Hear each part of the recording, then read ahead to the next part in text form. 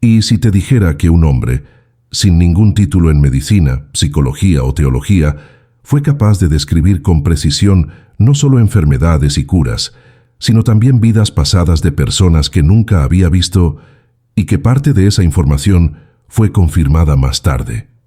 Edgar Cayce fue llamado el profeta durmiente, debido a su extraña habilidad para entrar en un estado de trance y responder preguntas que iban desde diagnósticos médicos hasta el origen del alma. Lo que decía sobre la reencarnación no era una creencia ciega, sino un conjunto de relatos detallados, repletos de datos específicos, fechas, nombres y lugares, cosas que en teoría podrían verificarse. Pero la pregunta más intrigante no es solo lo que reveló. Es por qué, hasta hoy, parte de la ciencia insiste en ignorar este material. Antes de llegar a las revelaciones más impresionantes, conviene entender cómo Cayce llegó a ese punto. Él no nació como médium o gurú. En realidad, era un hombre sencillo, criado en el interior de Kentucky. A finales del siglo XIX, trabajó como fotógrafo, vendedor, y durante mucho tiempo fue escéptico respecto a los fenómenos espirituales. Todo cambió cuando, en 1901, tras un grave problema en la garganta, entró en un estado hipnótico inducido por un amigo, y en ese estado describió la causa y la cura de su propia afonía, algo que los médicos no lograban resolver. Se despertó sin recordar lo que había dicho, pero el tratamiento que se recomendó a sí mismo funcionó. Fue la primera pista de que algo inusual estaba ocurriendo. A partir de ahí, Cayce comenzó a ofrecer lecturas para otras personas. Al principio, eran solo casos de salud. Describía con detalles anatómicos que nunca había estudiado, enfermedades, infecciones e incluso la posición exacta de tumores. Pero con el tiempo, empezaron a surgir preguntas diferentes. ¿Cuál es mi misión de vida? ¿O por qué esta dificultad se repite siempre conmigo? Y fue ahí donde el tema de la reencarnación entró, casi sin que él lo hubiera planeado. En medio de una lectura médica, Cayce decía algo como: «Este problema en la columna es resultado de una herida que sufriste en una vida anterior, durante una batalla en la antigua Grecia».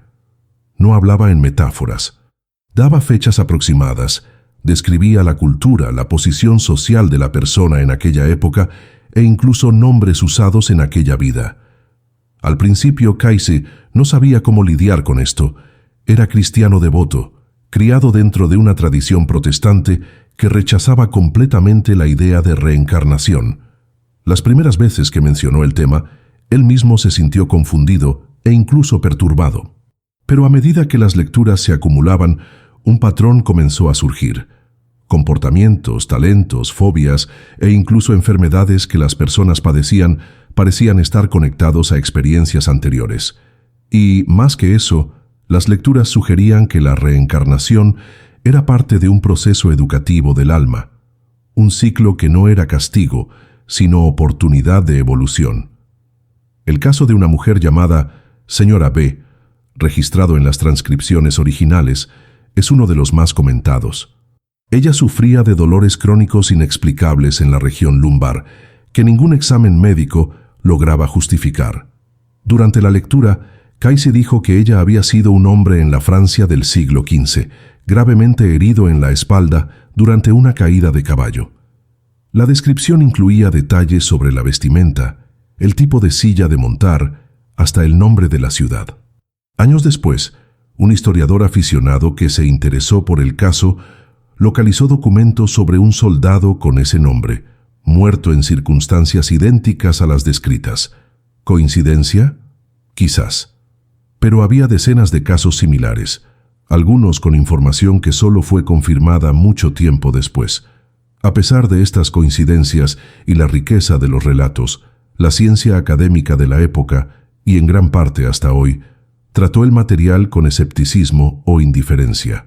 El argumento principal era que nada de esto podía reproducirse en un ambiente controlado y que la memoria de otras vidas podría explicarse como imaginación o información captada inconscientemente. Pero existe un detalle que incomoda. Cayce lograba describir cosas que no estaban disponibles en enciclopedias o periódicos de la época, y lo hacía en un estado en el que, según testigos, no reaccionaba a estímulos externos. Imagina a un hombre sencillo, sentado en una silla con los ojos cerrados, respirando profundamente y hablando con una calma casi mecánica. A su lado, un secretario anotaba cada palabra. No había teatro, no había gestos dramáticos, solo una voz neutra describiendo épocas, guerras, ciudades y costumbres de pueblos antiguos. Muchos investigadores independientes, sin vínculo con instituciones, comenzaron a comparar esta información con hallazgos arqueológicos y registros históricos. Algunas correspondencias eran tan específicas que llegaban a asustar, pero eso no era lo más impresionante. Lo que realmente conmueve a quienes estudian estos registros es que Kayse decía que todas estas vidas pasadas, incluida la suya, formaban parte de un gran plan de aprendizaje.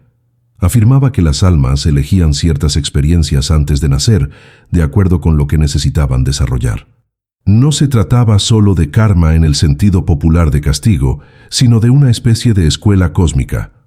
Las dificultades serían como lecciones, y las personas con las que nos cruzamos serían, a menudo, viejos conocidos de otros viajes.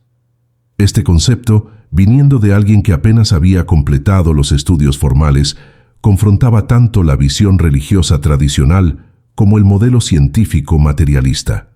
Y aquí surge la pregunta que mantiene viva esta historia hasta hoy. Si parte de la información de Kayse puede verificarse, ¿por qué no hay un esfuerzo sistemático para estudiarla a fondo? ¿Será solo porque las evidencias no encajan en el modelo actual de la ciencia? ¿O existe algo más profundo, algo que mueve la propia base de lo que creemos que es real? Porque si lo que Kayse decía es verdad, no estamos hablando solo de curiosidades históricas. Estamos hablando del significado de la vida, de lo que sucede después de la muerte y del motivo por el que estamos aquí ahora. Esta resistencia de la ciencia no es exclusiva del caso Kayse. De hecho, sigue un patrón que ya hemos visto en otras áreas, cuando nuevas ideas desafían las bases de un paradigma. La diferencia es que, en su caso, el material no era solo teórico, eran miles de transcripciones archivadas, con detalles concretos. Muchos de estos documentos todavía están disponibles en la Association for Research and Enlightenment, la fundación creada para preservar y estudiar su legado. Y aún así, la mayor parte del mundo académico prefiere no tocar el tema. ¿Por qué? Quizás porque aceptar la posibilidad de que tuviera razón nos obligaría a revisar todo lo que creemos saber sobre conciencia e identidad. Pero la pregunta que Kayse dejaba, incluso sin decirlo directamente, es aún más inquietante. ¿Y si tú, que me estás escuchando ahora, ya hubieras vivido antes? ¿Y si miedos que no entiendes, talentos que surgen de la nada, o conexiones instantáneas con ciertas personas fueran fragmentos de memorias antiguas? Piensa en el impacto que esto tendría en la forma en que encaras la vida. Ya no sería solo sobre qué quiero hacer mañana, sino sobre qué vine a aprender en esta existencia. Y ahí es donde la historia comienza a tomar un rumbo aún más sorprendente. Cuando Kayse comenzó a aceptar que la reencarnación formaba parte de las respuestas que traía en trance, algo curioso sucedió. Las lecturas se volvieron más profundas e interconectadas. Empezó a trazar líneas de continuidad entre vidas pasadas y el presente de cada persona. No se trataba solo de describir quién fuiste, sino de mostrar cómo esa historia aún influía en su salud, su carácter y hasta sus oportunidades actuales. Para él, el alma llevaba un registro completo de todo lo que ya había vivido. Un archivo perfecto, accesible cuando el cuerpo entraba en un estado alterado de conciencia. Él llamó a esto registros akáshicos, un término que no inventó, pero que popularizó en Occidente. Uno de los casos más comentados fue el de un niño llamado David Khan, hijo de amigos cercanos de Kayse. El muchacho tenía una fobia intensa al agua, hasta el punto de entrar en pánico al ver una bañera llenándose. Durante una lectura, Kayse afirmó que David había muerto ahogado en una vida anterior, en un naufragio en el Mar del Norte, en el siglo XVIII. Describió el barco, la ruta que seguía e incluso el tipo de carga que transportaba. Más tarde, un historiador marítimo confirmó que existía un barco con ese nombre, que realmente se hundió en la región y en la época mencionadas. Ningún registro de ese accidente era fácilmente accesible al público en la época de las lecturas. Para los padres de David, esto explicaba no solo el miedo irracional del niño, sino también su temprana habilidad para dibujar barcos con una precisión que sorprendía a los adultos. Casos como este hicieron que algunos médicos y psicólogos curiosos comenzaran a asistir a las sesiones. Entre ellos estaba el doctor Wesley H. Ketchum, quien, aunque no aceptaba todas las conclusiones espirituales, no podía negar la eficacia práctica de la información de Cayce, especialmente en diagnósticos. Ketchum registró en informes que Cayce indicaba tratamientos que funcionaban en casos donde la medicina convencional fallaba, y en algunos de ellos las causas apuntadas provenían de vidas pasadas. Claro está que esto no era algo que Ketchum pudiera publicar en revistas científicas sin arruinar su reputación, y quizás por eso estos relatos quedaron restringidos a círculos privados. Pero no era solo la relación entre enfermedades y vidas pasadas lo que llamaba la atención. Cayce también describía reencuentros de almas a lo largo de las encarnaciones.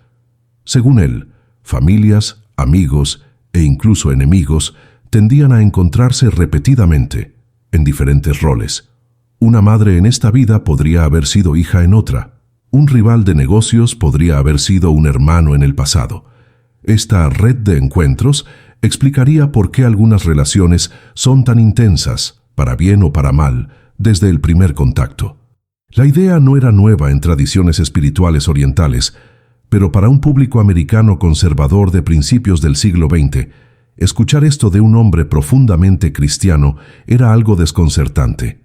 Una lectura hecha para una mujer identificada solo como señora C ilustra bien esto. Cayce dijo que ella y su actual marido habían sido soldados del mismo ejército en una guerra antigua, pero habían luchado en bandos opuestos en una vida anterior, y que la tensión constante en el matrimonio provenía de conflictos no resueltos de aquella época. Al entender esta historia oculta, la mujer dijo que logró manejar la relación de forma menos reactiva, casi como si hubiera perdonado un error que antes ni siquiera sabía que existía. Para quien vivenciaba esto, no parecía solo filosofía. Era algo que cambiaba la vida práctica. Aún así, la ciencia seguía de espaldas a este tipo de relatos. Y quizás sea importante entender el contexto histórico. En la primera mitad del siglo XX, el paradigma dominante era el del materialismo científico. La mente era considerada un producto exclusivo del cerebro físico, y cualquier fenómeno que no pudiera ser medido con instrumentos era descartado como ilusión o fraude. En este escenario, aceptar a Cayce sería como abrir la puerta a toda una gama de fenómenos paranormales que la academia no quería ni siquiera considerar. El miedo a legitimar el misticismo era tan grande que ni siquiera los casos con datos verificables eran investigados con seriedad. Esta resistencia, sin embargo, no impidió que su trabajo ganara seguidores. Muchos de ellos venían de áreas completamente diferentes: empresarios, profesores, amas de casa, artistas. No buscaban solo curiosidad, sino respuestas a dolores, bloqueos y dilemas existenciales. Para muchos, la explicación de Cayce sobre vidas pasadas traía un alivio inmediato, porque transformaba el sufrimiento en algo comprensible dentro de un contexto mayor.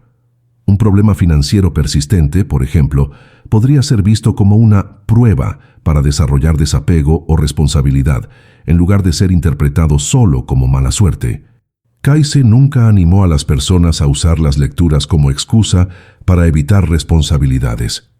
Al contrario, enfatizaba que saber sobre vidas pasadas solo tenía sentido si servía para actuar mejor en el presente.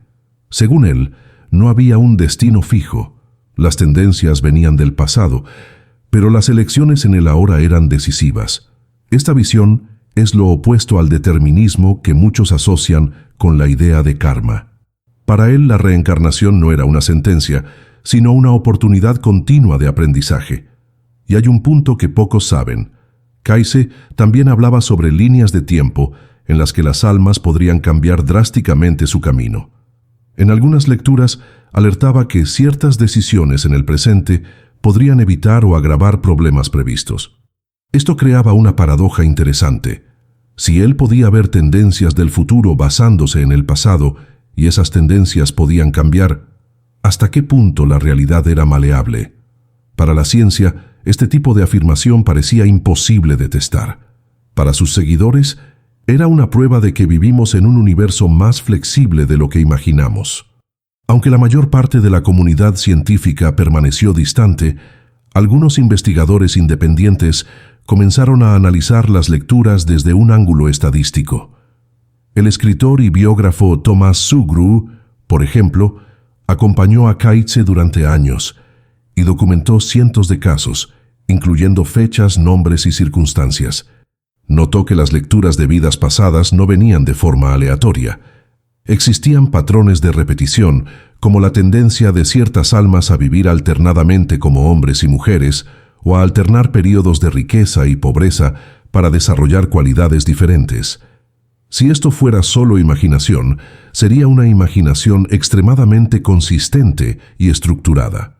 Pero quizás el aspecto más perturbador para quienes estudiaban estos relatos era la posibilidad de que todos nosotros cargamos fragmentos de esas memorias. Cayce decía que ciertos talentos espontáneos, como aprender un idioma extranjero con facilidad o tocar un instrumento sin entrenamiento formal, eran vestigios de experiencias pasadas.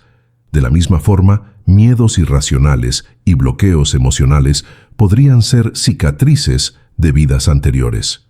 Él creía que, bajo ciertas circunstancias, cualquier persona podría acceder a esos registros, incluso sin entrar en trance como él.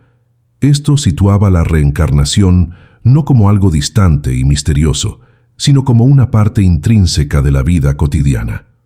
Sin embargo, cada vez que una historia parecía ofrecer prueba concreta, algo impedía que ganara amplia atención. Testigos morían, documentos se perdían, o simplemente nadie en el medio académico aceptaba estudiarla a fondo. Esta barrera persistente es lo que mantiene la duda viva. Estamos ante una de las mayores evidencias jamás registradas de la reencarnación, o todo este material seguirá olvidado porque desafía demasiado lo que creemos saber. Y aún no hemos llegado al punto más desconcertante del viaje de Cayce, las lecturas en las que no solo hablaba de vidas pasadas de personas específicas, sino que describía ciclos enteros de la humanidad, civilizaciones desaparecidas e incluso el destino colectivo de la Tierras. Cuando Cayce comenzó a hablar no solo sobre individuos, sino sobre la historia de la humanidad en su conjunto, la reencarnación adquirió un contexto mucho más amplio. Él describía periodos enteros que, según él, antecedían cualquier registro histórico conocido, incluyendo civilizaciones perdidas como la Atlántida y la Lemuria. En esas lecturas, afirmaba que muchas personas que lo consultaban habían vivido en esas eras remotas y que los desafíos que enfrentaban ahora estaban ligados a decisiones tomadas en aquella época.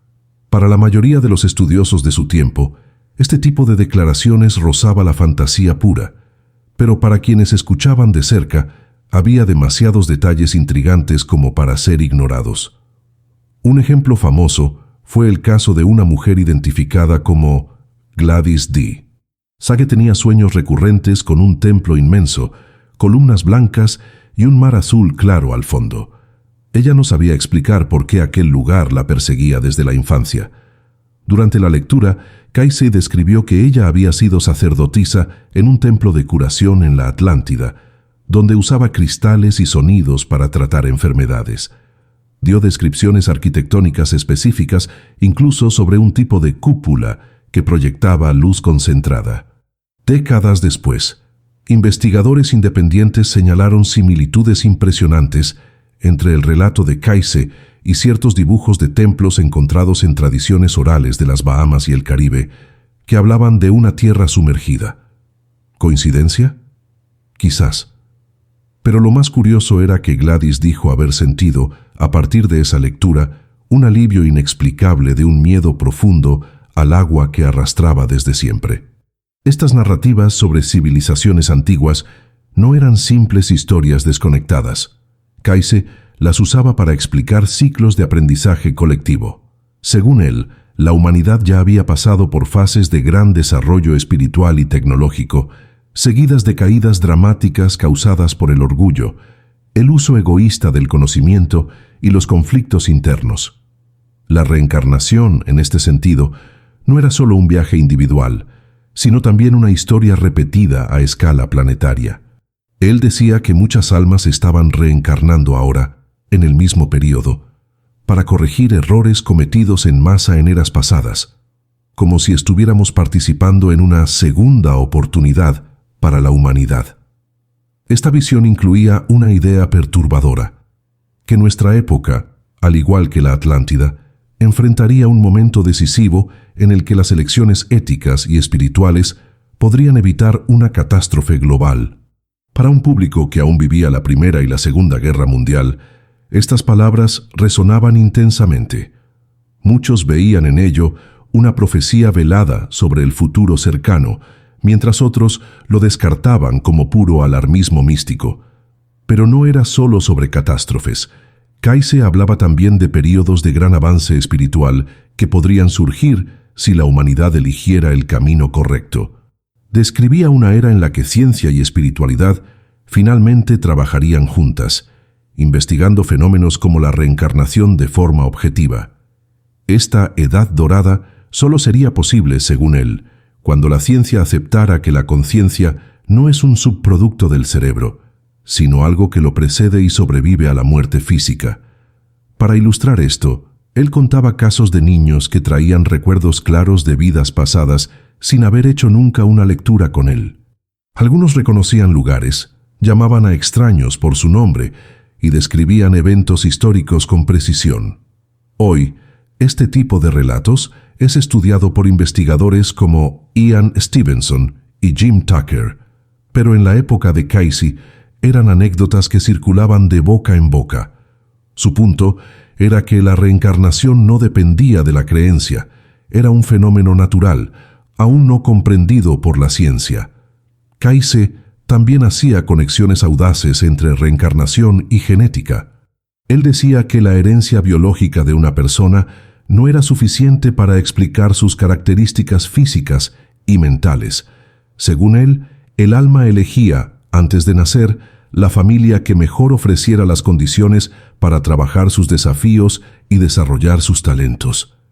Esto explicaría por qué hermanos criados en el mismo ambiente podían ser tan diferentes en temperamento y habilidades. Para la ciencia de la época, esta idea parecía absurda, pero hoy con el estudio de la epigenética y la influencia del ambiente en la expresión genética, esta visión no parece tan lejana. Otro punto controvertido era su explicación para la presencia de culturas tan distintas y complejas que surgían en periodos muy próximos de la historia. Él decía que pueblos antiguos como los egipcios, mayas e hindúes no se desarrollaron de forma aislada, sino que recibieron influencias directas de civilizaciones anteriores desaparecidas. Esto incluía la transferencia de conocimiento por medio de la reencarnación de líderes y sacerdotes de una era a otra. Así, un arquitecto que construyó templos en la Atlántida podría renacer como constructor de pirámides en Egipto, llevando consigo, de forma intuitiva, el conocimiento técnico de siglos antes. Esta idea llevaba a una implicación fascinante. Quizás buena parte del progreso humano sea, en parte, la memoria acumulada de vidas pasadas, no en el sentido literal de recuerdos conscientes, sino como una habilidad o comprensión latente que resurge cuando el alma encuentra las circunstancias correctas. Esta hipótesis, por más extraordinaria que parezca, explicaría por qué ciertas innovaciones o descubrimientos ocurren en diferentes partes del mundo al mismo tiempo, como si fueran redescubrimientos y no creaciones inéditas. Claro que todo esto planteaba una pregunta incómoda. Si esta teoría fuera correcta, ¿por qué no recordamos nuestras vidas pasadas de forma clara? Kayse explicaba que el olvido era intencional, para permitir que cada vida fuera vivida de forma plena, sin el peso de recuerdos y culpas acumuladas. El recuerdo espontáneo solo surgiría en casos específicos, cuando esto fuera útil para el aprendizaje actual. Él comparaba la vida con un aula. No llevas todos los libros de años anteriores a cada nuevo curso, pero el conocimiento adquirido moldea quién eres y cómo reaccionas a los desafíos. Incluso con toda esta complejidad, Kayse mantenía un lenguaje sencillo. Hablaba de reencarnación sin jerga técnica, usando ejemplos prácticos e historias reales.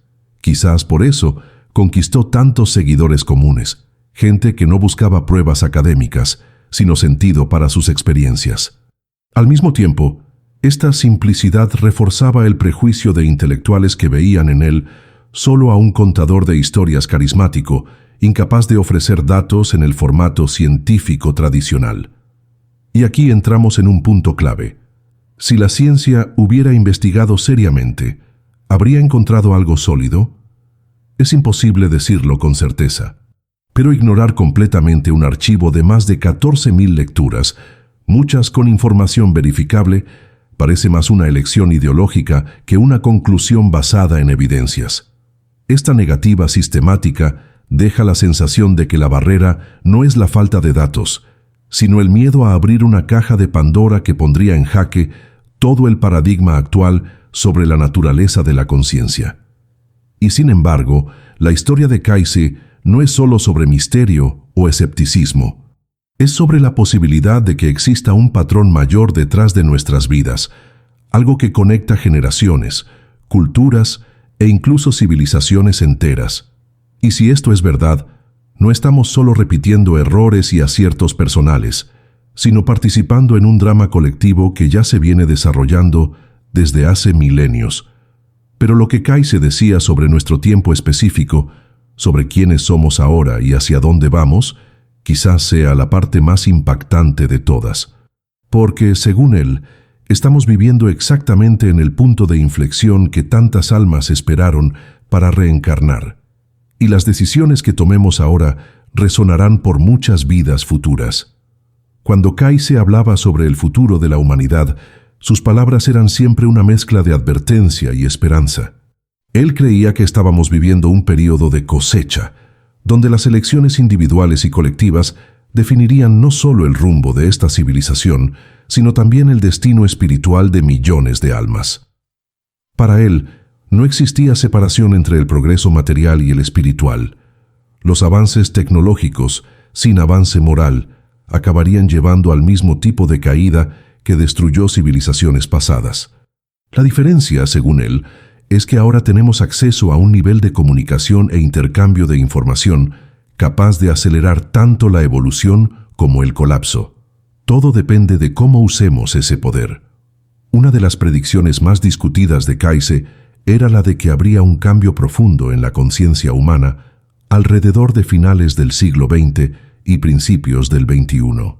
Él describía esto como el despertar a nuestra verdadera naturaleza espiritual, un proceso que podría llevar al reconocimiento generalizado de que la vida continúa después de la muerte y que la reencarnación es parte natural de ese ciclo. Este cambio no vendría por medio de un único descubrimiento científico, sino a través de una serie de eventos y experiencias personales que, sumadas, harían que las personas cuestionaran las versiones oficiales de la realidad. Él decía que cada individuo tendría su propia prueba íntima, algo que no podría ser explicado solo por coincidencia o casualidad. En sus lecturas, Kayse también hablaba sobre la importancia de grupos de estudio y comunidades orientadas al desarrollo espiritual. Él creía que en el periodo en que vivimos, muchas almas se estarían reuniendo nuevamente para completar trabajos que comenzaron en vidas pasadas. Esto incluía asociaciones, proyectos e incluso misiones colectivas que atravesaban siglos. La idea es que nada de lo que hacemos en términos de conexión humana es totalmente nuevo. Son hilos antiguos siendo retomados para tejer un patrón mayor. Para quienes creían en él, esto explicaba esa sensación de ya conocer a ciertas personas o de sentir un llamado inexplicable hacia ciertos lugares o causas. Él advertía, sin embargo, que este despertar colectivo no ocurriría sin resistencia. Fuerzas de interés, miedo y apego al status quo harían todo lo posible para mantener el modelo materialista dominante. Esto no era para Cayce una conspiración de un grupo específico, sino una tendencia natural de cualquier estructura de poder: proteger su propia visión del mundo. Por eso él decía que la transformación comenzaría siempre a nivel personal, cuando cada uno decidiera buscar la verdad por cuenta propia, en lugar de esperar que las instituciones lo hicieran. En este punto, Cayce volvía al tema central de la reencarnación con un mensaje práctico. Entender quién fuiste no es tan importante como vivir con la conciencia de que tus acciones de hoy moldean tu futuro, tanto en esta vida como en las próximas. Él incentivaba el autoexamen constante, preguntándose no qué me debe el mundo, sino qué vine a ofrecer al mundo.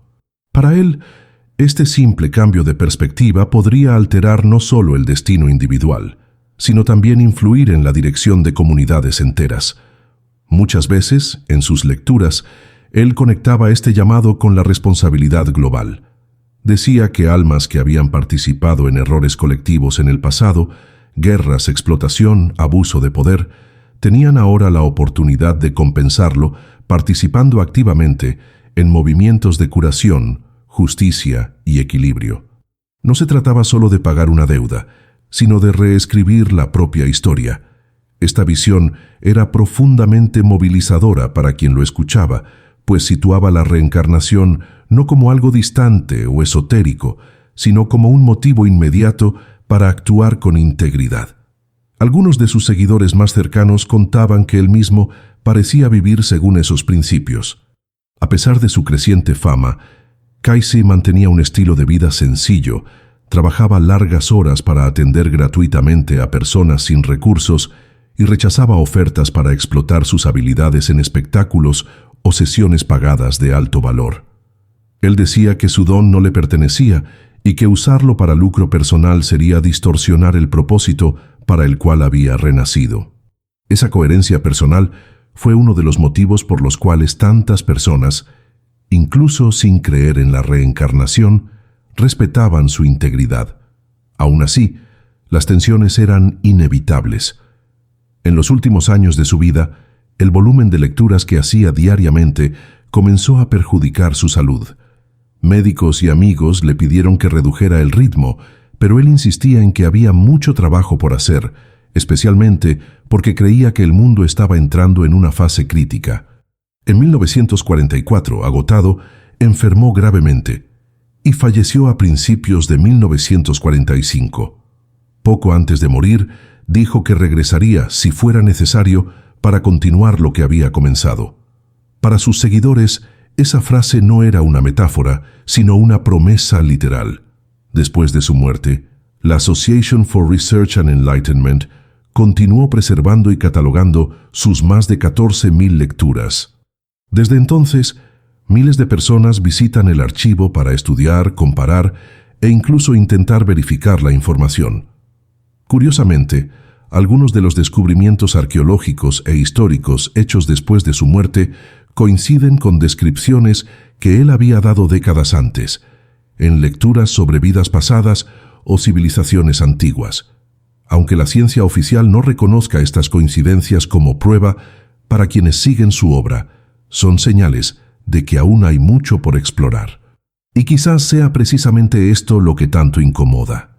Si hay realmente un núcleo de verdad en las revelaciones de Cayce, entonces el concepto de identidad humana cambia completamente. No seríamos solo productos del azar y la genética, sino viajeros espirituales atravesando siglos, cargando aprendizajes, errores y relaciones de una vida a otra.